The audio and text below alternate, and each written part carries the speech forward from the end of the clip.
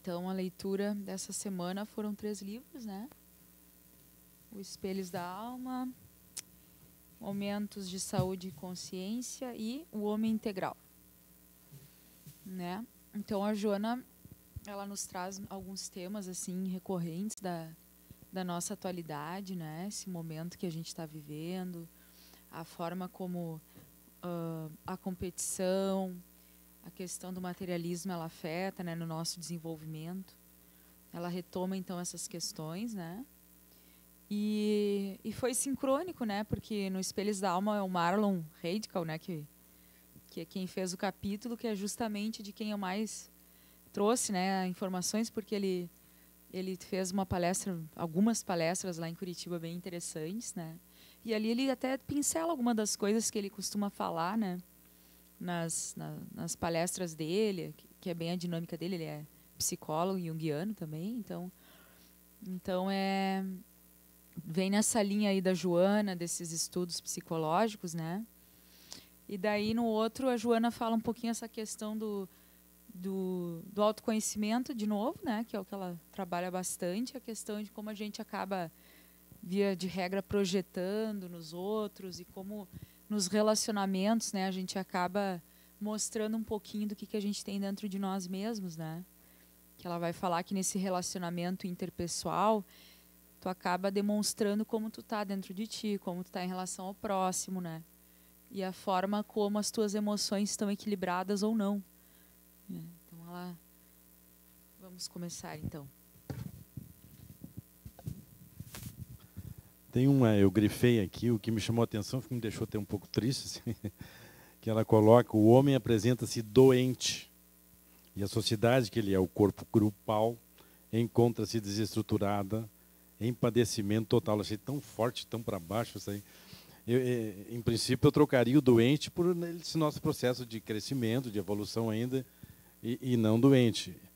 E a sociedade ainda não em padecimento total, ainda, né, em sofrimento total.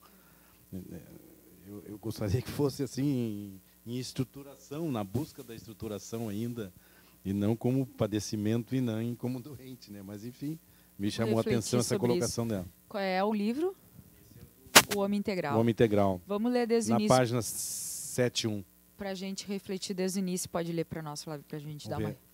Mesmo os valores espirituais do homem se apresentam em crise de pastores e amigos, capazes de exercerem o ministério da fé religiosa com serenidade, sem separatismo, com amor, sem discórdia na grei, com fraternidade, sem disputas da primazia, sem estrelismo. Nas várias escolas de fé, espocam a rebelião, as disputas lamentáveis, a maledicência ácida e o distanciamento, formando quistos perigosos no corpo comunitário. Aí em sequência vem: o homem apresenta-se doente, então é isso aí. Só um pedacinho mais, depois do homem apresenta-se doente. As crises gerais, que procedem da insegurança individual, são, por sua vez, responsáveis por mais alta e expressivas somas de desconforto, insatisfação, instabilidade emocional do homem, formando um ciclo vicioso. Mais de uma vez, boa noite, ela traz essa questão da insegurança como responsável pelas violências, né, pela nossa crise atual. E claro, né, o indivíduo ele tem que ter estabilidade para se sentir bem, para poder evoluir.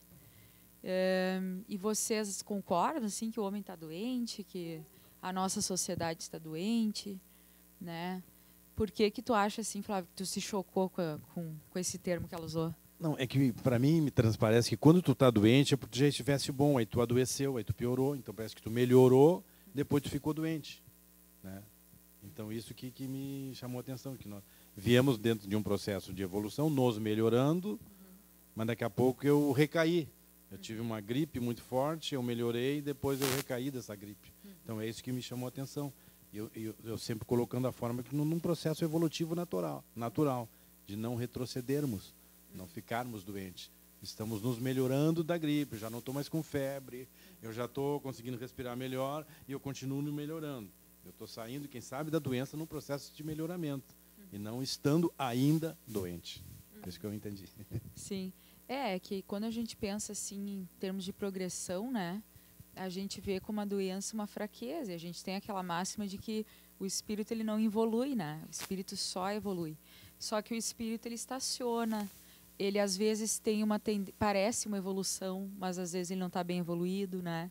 Então às vezes parece que nós estamos bem, mas nós estamos doentes. Assim como a humanidade, a sociedade, o ser humano. E claro que esse período é um período muito difícil, né? A própria Joana traz isso, os espíritos falam bastante disso, porque é um período que precede ainda um momento de transformação moral, espiritual, né? De mudanças, inclusive mudanças físicas, geopolíticas que vão ocorrer e que toda mudança vai exigir um sacrifício, né? Comunitário, até no orbe a gente sente que a energia está mais densa e tudo mais. Porém, assim, a gente observar, não na nossa visão, né? Claro que é tentar, com certeza, ser otimista e querer, se já é difícil, né? Então, se eu for pessimista, vai ficar mais difícil ainda. Para Jung, por exemplo, às vezes uma aparência de retrocesso, por exemplo, até uma psicose, era visto como algo muito bom para a alma. Porque aquilo ajustava alguns conteúdos que estavam desajustados. Então, tinham coisas que antigamente a hipocrisia escondia, né? O próprio homossexualismo, tem algumas pessoas que estão com pensamento ainda mais assim, né, arraigado, assim, com aquele nosso padrão que a gente tem, né, de bons costumes, que pensam, pô, mas o que está acontecendo com as gerações, né, que estão tudo bissexual, que estão tudo homossexual, mas isso sempre teve. Só que agora, claro que daí a gente comete o outro excesso, né, de que as coisas fiquem muito escrachadas, às vezes sem necessidade, como tudo que o ser humano faz, ele sempre pode ir para o excesso, das coisas ficarem assim, às vezes, desgovernadas. Mas essa hipocrisia que se tinha antigamente, né, tá caindo por terra, tá se falando de vários temas, como, por exemplo, a própria questão do feminismo, né, a própria questão dos direitos iguais. Mas é claro que isso se atrapalha, porque o ser humano ele não está preparado, muitas vezes, com as suas questões. Então, eu estou desajustado com as minhas questões, eu me utilizo, sem ideologia nenhuma, como diz a Joana, né? Mas eu me utilizo desses grupos para fugir da minha questão. Então, eu não vejo assim, no sentido de estar doente não significa estar regredindo. Eu acho que é uma crise que a gente passa, né? Sim, mas até porque dá para entender exatamente o que tu está colocando. No momento que a gente meio que ficou estacionário, né? Tu já começa, né, a não evoluir, aí tu está parado, aí tu está mais exposto às infecções, por exemplo, está dentro do lado físico. Aí tu fica doente, porque tu não está conseguindo evoluir, não está conseguindo entender o contexto todo dentro do processo de evolução. Então tu está, de uma certa forma, doente, né? Eu acho que também o que a Joana traz, eu concordo, até porque eu tenho lido algumas outras coisas. Por exemplo, o professor Hermógenes foi um dos mestres que trouxe o yoga para o Brasil, né? Ele cunhou um termo que é a normose, né? Como se a normalidade do ser humano fosse uma doença. Ele se refere à pessoa padrão que a gente conhece, nós, né? Que simplesmente se preocupa em se alimentar, né? Às vezes é sedentário, né? Trabalha a semana inteira que nem louco para chegar no final de semana tomar um chopinho, né? E aí fica vendo só futebol na TV, vendo só novela, sei lá o quê. Essa normalidade ele considera uma doença também, né? Entendeu? Porque daí ele traz na questão do yoga também coisas que estão em consonância com o que o Espiritismo traz e a Joana traz, que é a questão da busca pela essência, né? Voltar-se para o interior, né?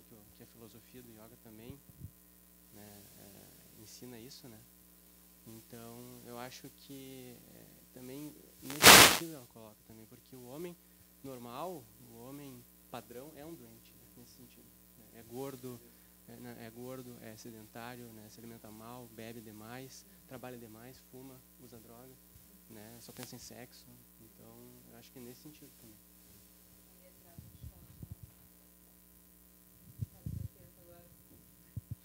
Tinha levantado o braço. Tinha. Não, é que eu tinha entendido assim que o homem encontra-se doente porque o homem ele não foi educado para ser, ele foi educado para ter. Inclusive, eu sou mãe e eu acho que eu pequei nessa parte, sabe? Que a gente está preocupado com o estudo, com a evolução, se sabe, se não sabe, a evolução intelectual. E eu acho que o que eu entendi é que em vista das oportunidades, em vista dos estudos, da evolução da ciência, do próprio homem, ele continua doente porque ele continua querendo ter e não querendo ser. Ele vai pensar em ser quando ele se aposenta. E daí ele vê que ele perdeu todo um tempo, que ele poderia ter ajudado mais, que ele poderia ter aprendido mais, que ele poderia ter distendido o conhecimento dele em prol de todo mundo. Foi o que eu entendi. Por isso que ele se encontra doente. Sim, ela fala... Pode passar. Eu vou consolar o colega. Eu estudo muito as causas emocionais das doenças, né? E eu acho que a maioria de nós ainda escolhe aprender pela dor. Então, vamos pensar que o escândalo é necessário e que essa doença, que talvez agora está se manifestando mais, assim, está mais na cara, mais à vista, é a cura. Porque, infelizmente, a gente ainda precisa passar pela dor, né, por essas coisas para aprender. Então, quem sabe, essa doença coletiva é para dizer, chega, temos que mudar isso aí e fazer diferente. Existe outro jeito de fazer, mas primeiro tem que passar pela crise. A humanidade sempre evoluiu depois de guerras, depois de crises grandes. Então, não sei se foi o Divaldo que falou, não foi? Que a gente ia melhorar e passar mas para melhorar a gente ia passar por um processo bem horrível, assim, para ir lá no fundo do poço e depois voltar. É isso que a gente eu entendo que é isso que a gente está passando.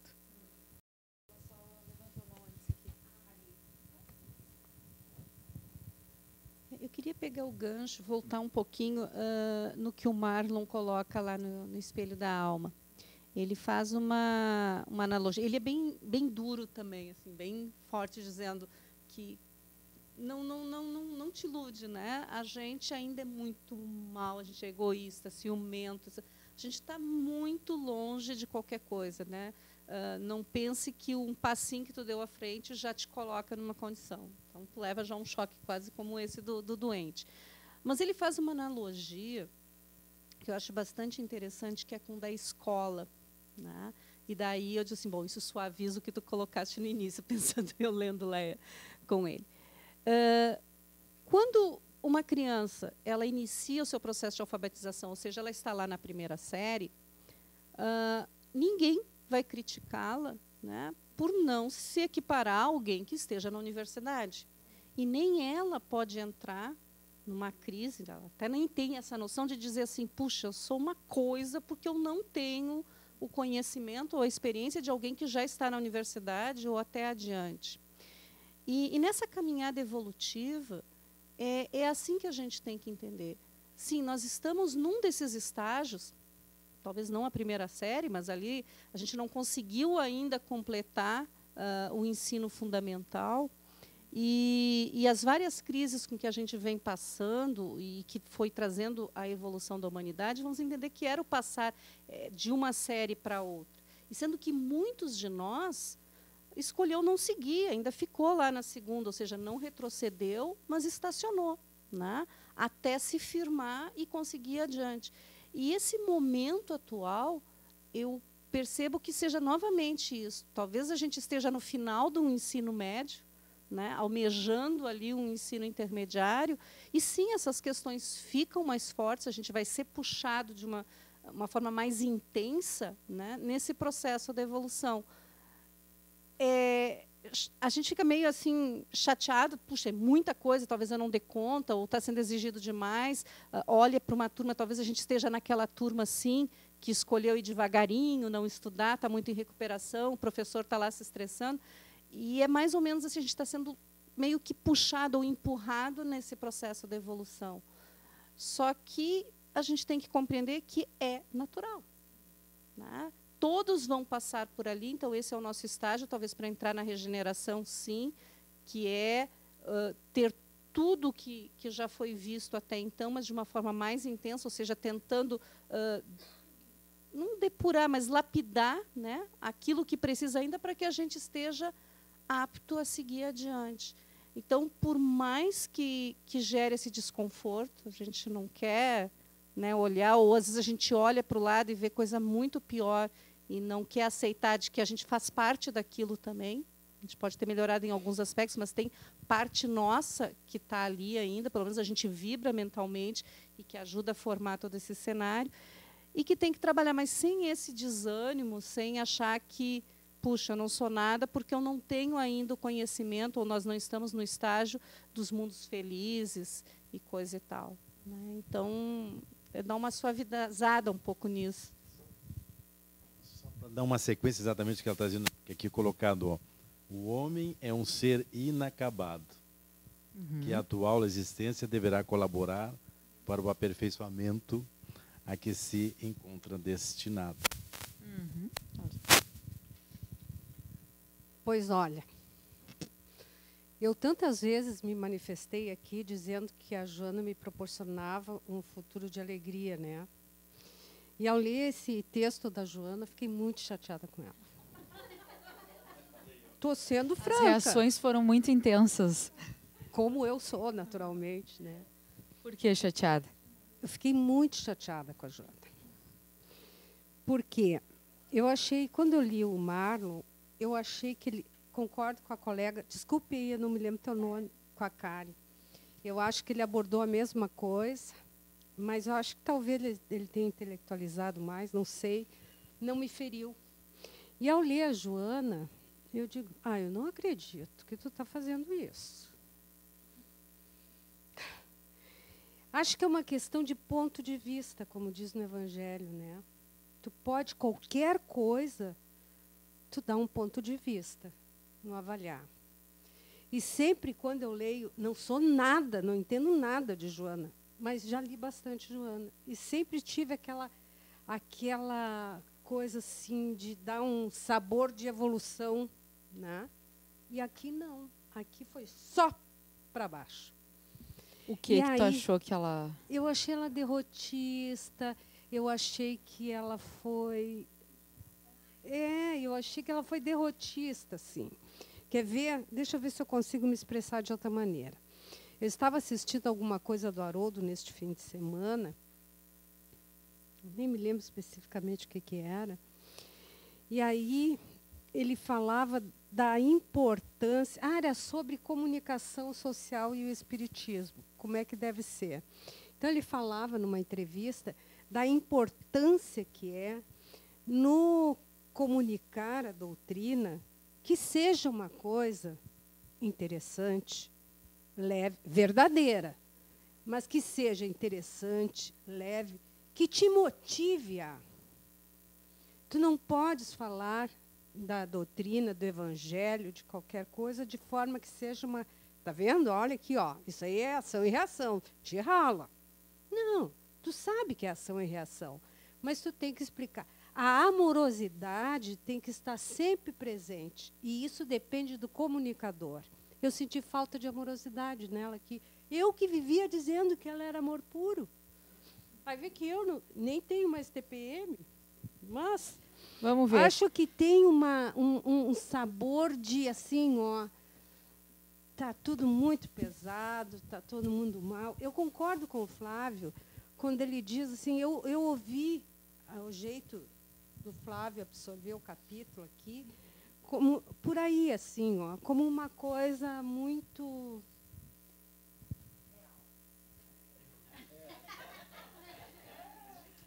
Depende do ponto de vista que tu fala essa realidade. Só que quando tu vais falar sobre caminho evolutivo, sobre Jesus, sobre Evangelho, tu tem que ser mais do que real.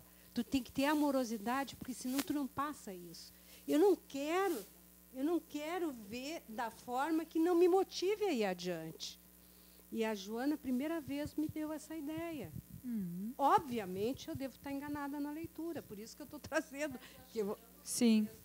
Vamos parar um pouquinho, então, para falar sobre isso. Eu acho que tu estava se referindo um pouco mais ao homem integral. Tu tá com o livro aí, né? Sim. Se a gente analisar esse livro aqui, que ela está falando, O Homem em Busca do Êxito, né? Tem como tópicos insegurança e crises. Tem como tópico também conflitos degenerativos da sociedade. E daí o primeiro lugar e o homem indispensável, que é aquela coisa do sempre ter que chegar no pódio ou de se sentir indispensável no trabalho, né? Então, eu sou um cirurgião, eu não posso parar de trabalhar. Daí eu estou com o que tu falou, né? Déficit de vitamina D, porque eu não pego sol, eu não almoço, eu fico gordo, eu fico magro, eu fico doente. Às vezes pareço estar bem, estou mal, né? Fico careca. Então, aquela coisa a troco, para quê, né? Para que eu estou fazendo tudo isso? Para quem? Para que eu estou contando? Então, assim, é inegável que a gente tem vários conflitos, né? E que a gente procura fontes para seguir em frente, né? E nesse sentido entendo assim que a gente tem que tentar ser otimista, tentar ser amoroso e dócil, né? Fazer esse esforço, porque o outro também está passando por um desafio, né? O outro também está às vezes fragilizado, dependendo da palavra que tu usa. Mas eu acho que justamente se a gente, da mesma forma, negar um aspecto nosso, né? Por exemplo, eu nego que eu sou impaciente, que é o que a gente falava, né? Ou a gente nega que não está acontecendo isso no mundo. A reação ela é muito pior, porque daí nós vamos entrar numa fantasia de que está tudo bem, não que realmente, não que não esteja, porque tudo é relativo, né? Tudo tem duas facetas, até o conceito de mal é relativo. Que a gente está só evoluindo, que a escravidão foi uma bênção, né? Lá quando o Ismael chega desesperado para Jesus no Brasil, Coração do Mundo, Pátria Evangélica, mas Senhor, ó, ele vai aos prantos chorando, né? Porque ele não iria procurar Jesus, Ismael, se não fosse uma coisa séria. Olha só, tu me deu a responsabilidade da pátria, eles simplesmente escravizaram uma raça, eles se acharam donos. E Jesus calmamente falou, não, a pátria é essa mesmo, a pátria do Evangelho é essa raça vai construir o Brasil, eles que vão carregar, né, por um ato de resignação e amorosidade, ou seja, eles que vão ganhar com isso, né, e vai ficar tudo bem. Jesus naquela calma, né? E a mesma coisa o próprio Haroldo, trazendo, né, uma palestra a respeito disso, usando como exemplo do Brasil, que as pessoas dizem, mas que história é essa de pátria do Evangelho, se tem tanta corrupção, né? E deles, olha, é e sempre será a pátria do Evangelho, mas assim, tem espíritos que vieram da Revolução Francesa, tem espíritos que atuavam na Santa Inquisição. Uma vez eu falei errado aqui que quem acertou a lança em Jesus, na verdade, foi Dom Pedro II, né? E daí ele, como uma alma que já tinha um certo, não sei quantas andava Dom Pedro II, Jesus falou, olha, tu vai, se tu quiser a tua redenção no Brasil, tu vai ser responsável por isso, tua história vai ficar marcada, mas na tua encarnação tu não vai ter reconhecimento nenhum. Tipo assim, tu vai te lascar, tu aceita e, sei lá, a custas de que ele consegue, né? Então tem essa história do mal que está a serviço do bem, sim. Mas a gente não pode negar que esse é um período difícil, que tem o mal, sim, que tem uma ideologia desenfreada, que as pessoas estão se confundindo, que a gente educa, sim, nossos filhos e fomos educados para ter, que a gente tem um complexo de poder danado, que para Jung o contrário do poder é o amor, que um é o inverso do outro, né? E onde tem poder não tem amor. Então a gente cresce incutindo nas cabeças mirins, né, de almas diversas, que tu ter o ganho material como se tua alma fosse finita é o que importa, a despeito do resto. Então a concorrência que deveria ser saudável, que ela fala, acaba virando uma coisa desleal. Nós estamos, eu sinto assim nela, asselvajados, e nós não precisaríamos estar, justamente porque a gente tem inteligência, a gente tem amor, a gente já conheceu um pouco da fonte divina de Jesus, né? A gente entrou em contato que não precisa mais. Então, acho que é importante assim a gente falar disso também. Só que é o ponto que é ruim de falar, né? Porque é o que está acontecendo. Vocês notam que as doenças elas estão aumentando, as doenças psiquiátricas, né? E são causas desconhecidas, abstratas, porque ninguém ensinou para um jovem que ele vai sentir um vazio de alma, uma sede de cristianismo. de amor. Ninguém ensinou que isso pode acontecer. As pessoas ensinaram que a pessoa vai sofrer se ela não tiver dinheiro, que ela vai sofrer se ela tiver carente, não tiver alguém. Mas a carência não é de sexo. A carência é de comunhão de alma. Se está todo mundo perdido, como é que eu vou ter uma união com alguém? Se eu estou perdido, o outro está perdido, salve-se quem puder.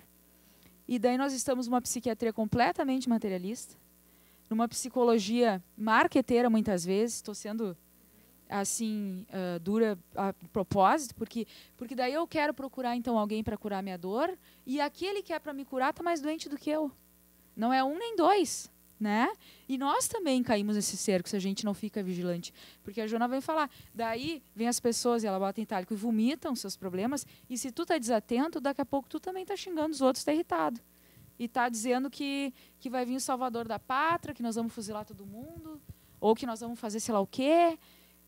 E acontece, e a gente acaba caindo, porque a gente também está perdido.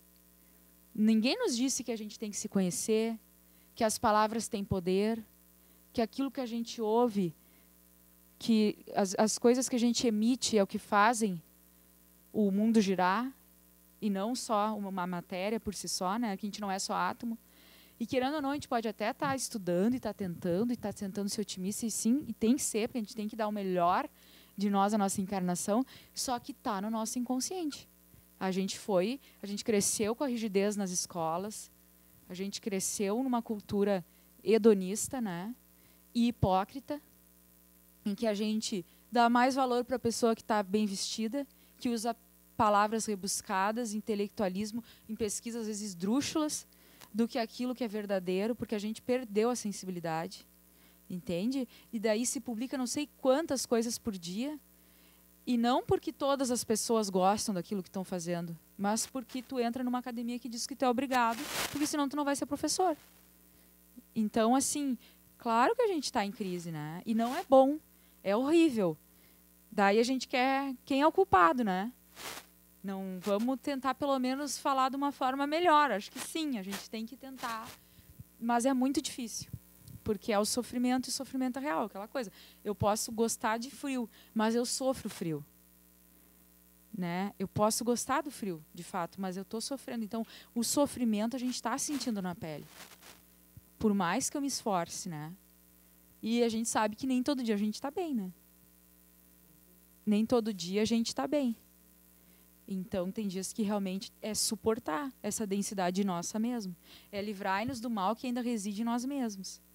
E isso é muito difícil, né? Então, acho que ela traz esse tom. Acho que ela realmente... Porque quando a gente fala integral, não é perfeito, né? O Jung falava. O Jung foi uma pessoa que ele deu muitas bolas fora assim, na vida dele, né? Não era essa pessoa maravilhosa, assim, né?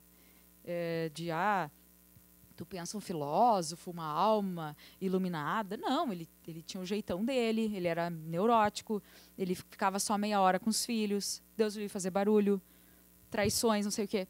Como qualquer ser humano, né? E ele falava, mas ele fez um processo verdadeiro. Ele viveu o mito pessoal dele com bastante entrega. Faltou fazer tal coisa na teoria, não sei, mas ele realmente se dedicou àquilo. E ele falava que o nosso objetivo de individuação, que é a teoria que a Joana de Ângeles usa, é de achar a individuação, a integralidade, de ser integral inteiro e não perfeito.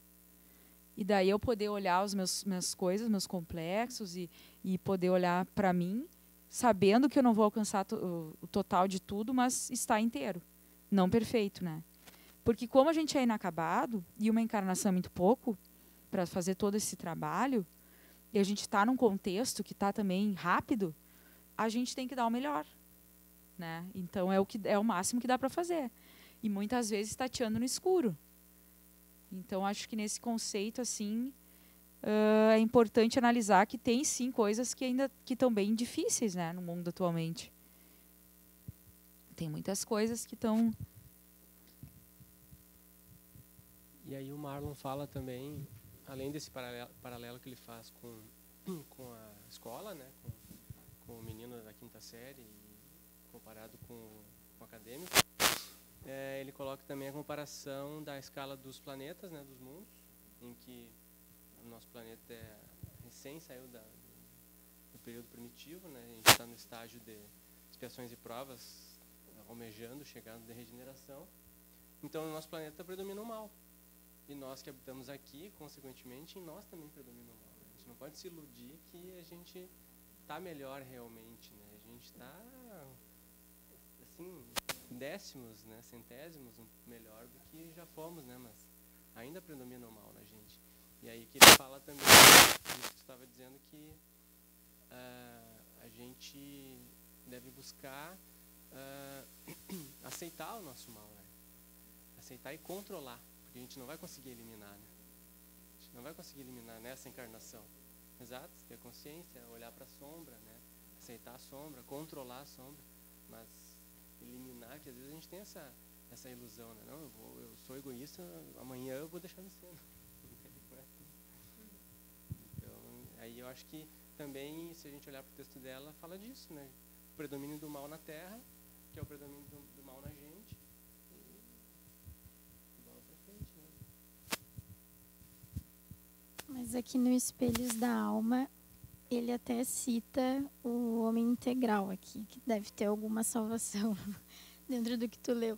Que na página 45 ele diz, já não é somente, que ele cita a Joana, já não é somente de desenvolver a inteligência o de que os homens necessitam, mas de elevar o sentimento. Então resgata justamente o que tu contou, né? Não é somente aquela evolução sem sentimento. E da mesma forma, resgato o que a colega Karen, né, falou, que diz ali, o problema não está no desenvolvimento da inteligência, mas na crença de que ela determina o valor do homem, né, de que a inteligência determina o valor do homem. Que hoje, o que a gente vive é justamente isso, o sujeito da intelectualidade, é o quanto de conhecimento tu tem. E daí quando o Flávio falou sobre a doença, né? Logo que ele falou, eu me lembrei das doenças congênitas, que são doenças que tu não sabe que tu tem e que em algum momento da vida tu vai te deparar com elas, que seriam praticamente as nossas sombras também, né? É uma descoberta daquilo que tu tá vivendo. Então, sim, nós estamos doentes no sentido mais amplo, né? E ampliar a consciência é o que ela vem nos trazer como ferramenta, através não só da cognição e da inteligência, que isso a gente tem um monte de ferramentas, mas do desenvolvimento do sentimento, que ele diz que vai ser a grande, sem dúvida, a inteligência responsável pela grande horizontal das conquistas humanas, mas o sentimento é a grande vertical, na direção de Deus.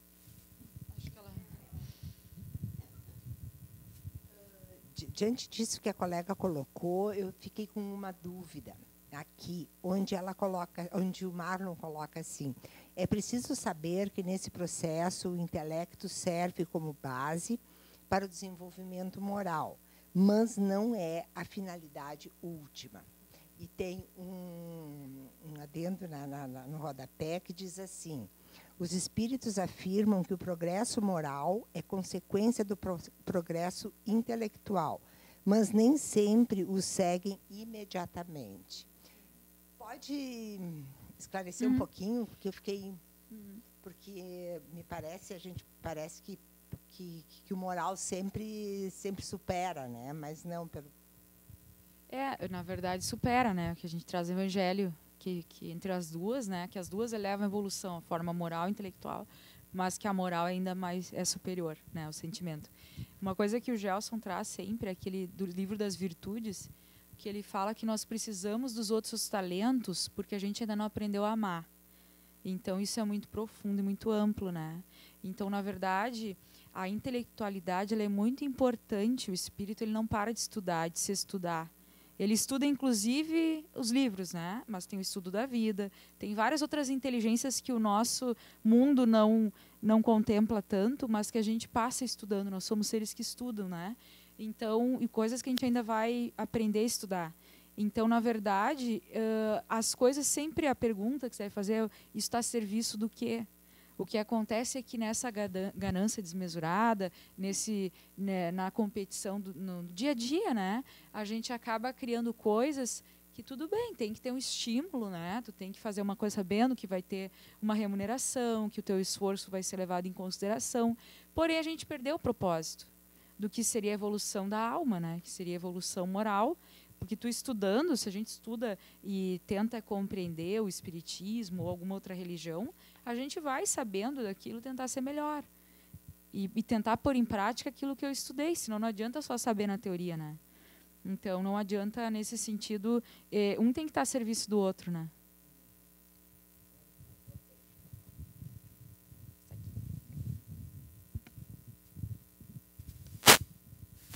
Ali um pouquinho adiante do que a Lucilena botou, ele diz, Marlon, né, que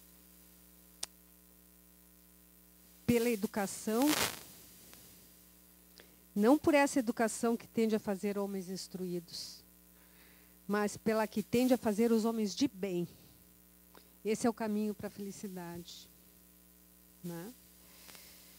E mais adiante, aí na página 45, ele ainda complementa mais. O que se combate é a ausência da harmonia entre a inteligência e a emoção. Eu achei muito lúcido, porque o conhecimento intelectual ele é necessário de caminhar para que o homem viva experiências que o coloquem no desafio da moral. A gente não consegue chegar nas situações morais e no exercício do livre-arbítrio assim, do nada, né? Então, o próprio progresso material e da inteligência, ele nos leva a situações para a gente desenvolver a moral, né? E depois, mais adiante, ele fala lá na 46, se alguém quiser acompanhar, ele diz: cremos que, à medida que o sujeito for capaz de identificar o contexto no qual está inserido, e tiver coragem de olhar para dentro de si, conseguirá identificar seu chamado, refletido no espelho, a tocar sua alma. Então, eu acho que esse autodescobrimento, ele também, e ele cita a Joana, né, e ele vem ao encontro da Joana o tempo inteiro, na questão da importância do autodescobrimento. Mas ele tocou a coisa de uma forma, assim, digamos assim, especificando a necessidade do bem. Ele ressalta espíritos que tiveram encarnados aqui entre nós, como Madre Teresa, Francisco Xavier, lá na página 48, né? Mahatma Gandhi, espíritos evoluídos, assim, né? E que viveram aqui, de alguma forma, nos dando exemplos, né? E gosto também de lembrar, eu acho que a gente comentou isso, não tenho bem certeza, são outros lugares que estudam, mas eu gosto de lembrar também alguma coisa que eu li relativamente ao exemplo da manjedoura, né? Um exemplo onde, naquela simplicidade, digamos, simplicidade, né? Tudo, né? Dali que Cristo veio, né? Então, não importa o ponto de partida, né? Importa é a caminhada que tu faz e a busca que tu queres, né? E eu acho que isso aqui ele deixa bem claro também. Eu achei importante salientar isso, né? Quando ele diz também, numa nota de rodapé, lá na 49, quando olhamos o delinquente, a prostituta ou aqueles outros vencidos pela inferioridade atroz e ficamos nos perguntando, será que se tivéssemos reencarnado na mesma condição, no mesmo contexto, que eles teríamos a mesma conduta, né? Então, ele traz esse elemento de contexto social que eu achei assim, fantástico, né, para a gente refletir. Nossa condição de buscar o autoconhecimento tem que passar por aí também, numa reflexão disso aí. Mas eu acho ele terno, ao mesmo tempo que ele mostra essa realidade. Mas eu acho ele duro também, ao mesmo tempo, sabe? Eu acho ele bem real, assim, porque no momento que ele te coloca assim, ó, ainda somos criaturas agressivas, vingativas, raivosas e medrosas. Temos ciúmes, inveja, maledicência, impetuosidade, egocentrismo e tantos outros nesse nível de evolução. É por ter contato com a consciência dela e a manter sob o nosso controle ou deixá-las assumir nossa conduta inadvertidamente. Mas o mais assim que me chamou a atenção, que ele colocou, foi: à medida que assumimos nosso verdadeiro tamanho moral, sem nos impor máscaras de comportamentos virtuosos, libertamo-nos da obrigação de esconder o mal que habita em nós. Né? Então, assim, até porque isso é impossível. Então, isso, para mim, por exemplo, me aliviou muito. Né? Me aliviou muito. E porque, assim, eu sei agora assim, que eu tenho todo esse mal dentro de mim e de que não é tão horrível assim quando eu fico muito furiosa no trânsito, né? E aí eu chego lá no centro espírita e eu escuto. Eu não tô falando, tá? Mas assim, eu chego no centro espírita onde tudo é santo, né? Onde eu também me acho uma santa lá dentro, porque eu sorrio para todo mundo, né? E aí saio de lá e tenho esse ímpeto no trânsito. Claro, tem mais que ter mesmo. Eu tô num processo de evolução, né? E vamos lá, vou tentar não agredir ninguém, sim, né? Não sei se a gente tem que ter, alguém, né? Mas só sentindo isso, eu acho que já é. Eu acho que a questão é saber que existe. Isso existe também, né? Tem aquela coisa, tem perigos na estrada, né? E que existe em mim isso. E que existe em ti, Né? principalmente de nós mesmos, a gente tem que saber, né? Porque o outro sempre é projeção do que eu tenho. Porque o Divaldo diz, eu não sei o que estão vendo de tão ruim, que eu só vejo amor em tudo. Tem coisas maravilhosas acontecendo no mundo. Então, a gente projeta. E quando a gente está no dia bom também. Só que, eventualmente, a gente vai se pegar de surpresa, tendo uma reação que eu não espero. Porque aquilo está em mim também. Né? Também sou isso. Ou estou assim. E daqui a pouco, se eu me dou conta e vejo que isso não é um horror, eu posso tentar conviver primeiro, né? Tem uma história que me ocorreu, que talvez eu não lembre direitinho contar. Vocês conhecem a história do Jorge? É tão bonitinha a história do Jorge. Porque ela fala muito essa questão do pequeno, né? Que a gente tem que olhar para o pequeno. Que às vezes a gente fica naquela lucubração, né? Iloqueando com a psicologia e não sei o quê. E às vezes tem pessoas que não sabem nada disso, né? E conseguem aquilo que a gente mais almeja. Às vezes em uma encarnação, ou sabe-se lá o trajeto, né? O Jorge, ele visitava o Chico há muito tempo atrás. Ele era um senhor assim de mais idade, de pele escura.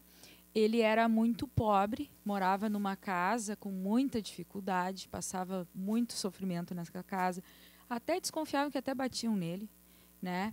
E naquela família ele tinha um odor muito forte, um cheiro muito ruim, ele não tomava muito banho, não sei se ele tinha condições de tomar banho, porque a gente sabe que tem algumas regiões do Brasil, né, que o banheiro é mais precário, né?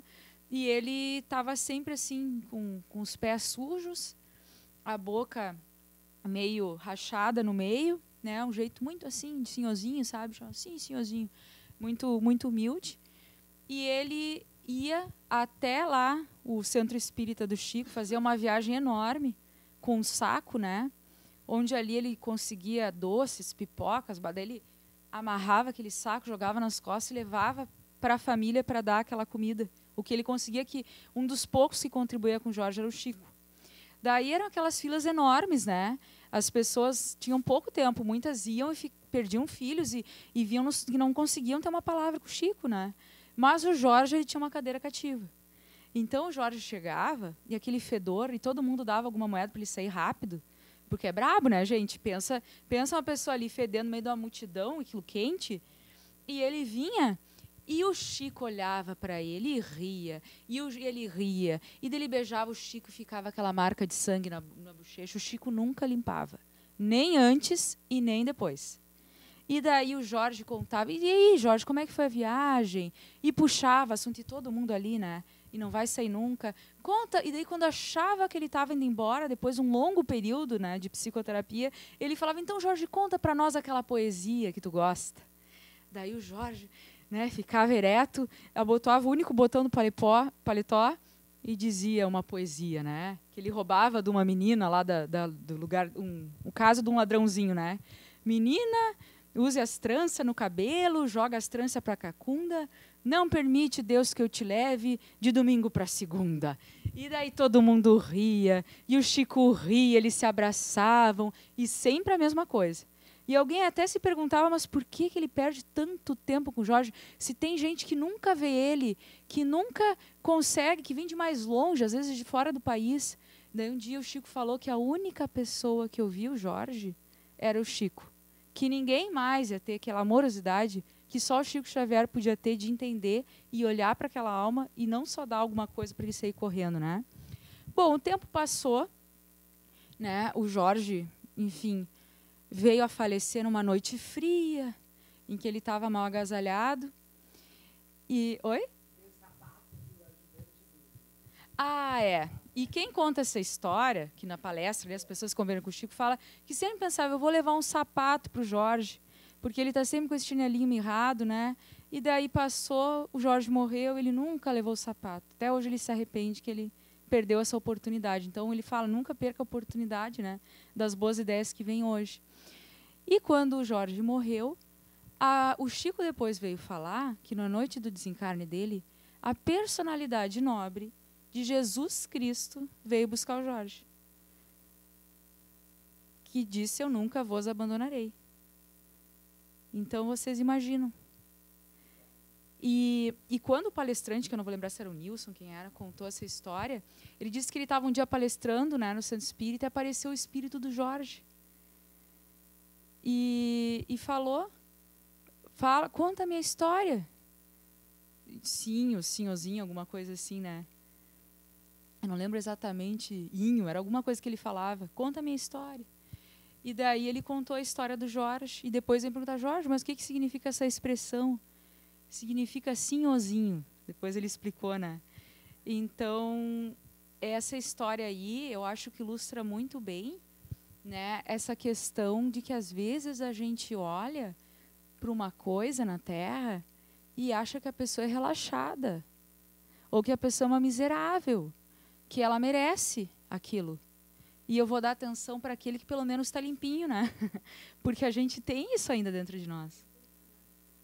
Então, se não é uma alma muito elevada, uma alma extraterrena como Chico Xavier, a gente não tem essa sensibilidade ainda. E quantas coisas nos passam desatenta, que a gente olha para uma pessoa e julga mal, porque nós ainda não nos conhecemos, então a gente, claro, vai olhar para o outro, vai dizer o que acha, e vai realmente tomar aquilo como verdade, e a gente comete injustiças, né? E às vezes não por mal, porque a gente ainda está nessa dificuldade, né, de acolher ainda uma pessoa, né, que às vezes merece muito mais a nossa atenção, o nosso amor, o nosso carinho, o nosso cuidado, porque tem muito mais, né, hombridez, do que alguém que parece ser aquele dotado, né, de qualidades. Né, acho que é interessante trazer um pouco essas coisas, a gente refletir. As histórias do Chico são muito boas, né? Muito boa. Né? Então, essa questão assim da gente poder também olhar para nossos aspectos com caridade, quando Jesus fala, fazei as pazes com o vosso inimigo, é o nosso inimigo interno. Tá? A gente tem que realmente olhar com amor para o nosso mendigo interno. Porque ele pode ser aquilo que vai, né, nos erguer, que vai nos segurar, que vai nos trazer o tesouro. Né? E também, quando Jesus fala, outra frase, reconciliai-vos, né? Ou melhor, quando tu ajuda o próximo e a mim mesmo que tu ajudas, a gente tem que entrar em contato com aquele conceito também, não só do Cristo enquanto um ser divino, mas como o divino que está dentro de nós. Então, eu tenho um Cristo interior. eu tenho um lado meu que eu ainda não conheço e que é um lado muito de self, a minha alma, vamos dizer assim. Então, a partir do momento que eu estou servindo a essa alma, eu estou servindo a Cristo, né? Eu estou me tornando aquilo que fui criado para ser. Então, o interno é algo interno também. Assim como o mundo, ele é uma materialização dos nossos conceitos psicológicos. Por isso que aquilo que eu vivo, na verdade, são coisas que elas tendem a modificar a minha psique, o meu conceito de ego, principalmente sofrimento, né? Que são os períodos das crises em que nos obrigam, nos arrastam. Então, essa questão também é interessante a gente refletir, né? Fazer essa consciência e pensar o porquê da dificuldade, né? Em relação a essa história que tu falou do Jorge, esse trecho aqui fala bem dessa questão, até cita o Chico, né, aqui do texto do Marlon, que é na 48, lá em cima, no topo, que tu citou também as personalidades, né? Aceitar nossa pequenez tem uma repercussão profunda por nos colocar abaixo de Deus e ao lado de todos os homens. E Chico se considerava muito pequeno, né? Ele não só aceitava a pequenez, como ele exacerbava a própria pequenez dele, né? E daí ele fala, então, isso faz com que sejamos verdadeiramente caridosos, compreendendo nossa igualdade, dele mesmo com Jorge, né? E a obrigação de aliviarmos as dores daqueles que conosco se debatem na Terra. A exemplo do Chico Xavier, Madre Teresa, Gandhi e outros anônimos, né? Que, assumindo sua inferioridade, desceram do pedestal onde a sociedade equivocada se coloca, acima dos demais, e fizeram parte da construção de um mundo melhor. Então, é difícil, né? Justamente por essas questões. Não foi o que nos ensinaram, né? Exato, isso que eu ia dizer. De acordo com a nossa criação, com a escola, com os valores, né? E se a gente observar que Jesus nasceu no meio dos bichos, numa palha, era filho de um carpinteiro e morreu pobre, com um pano na pele, ainda assassinado, então a gente percebe que ele que era o rei e o mestre, que a gente nem consegue mensurar o tamanho, o que era aquela alma, o que foi aquilo, que evento foi esse homem encarnar na Terra. Então, acho que isso significa também alguma coisa. Quando ele diz para ter uma mudança de paradigmas, né? Ele é duro também algumas vezes, poucas, na verdade. Mas alguns momentos, ele mostra esse poder, né? O Chico até brincava com a sua pequenez, que ele dizia que até no nome ele era pequeno, que o final era Cisco, né? Sim. E não é aquela coisa forjada, né? É verdadeiro. Ele não teria necessidade de ficar falando isso, né? Ele simplesmente era.